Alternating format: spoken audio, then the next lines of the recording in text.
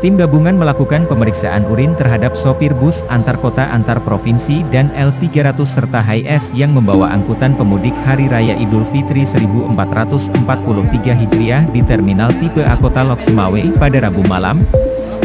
Alhasil dalam kegiatan tersebut, satu orang terindikasi positif mengonsumsi narkoba.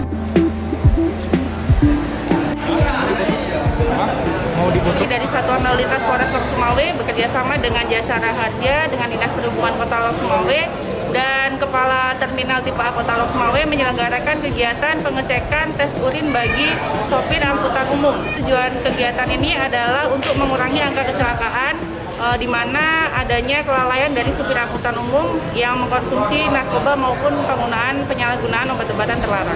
Malam hari ini kita sudah melaksanakan pengecekan kepada 25 sopir angkutan umum dan terdapat satu orang sopir yang terindikasi positif narkoba.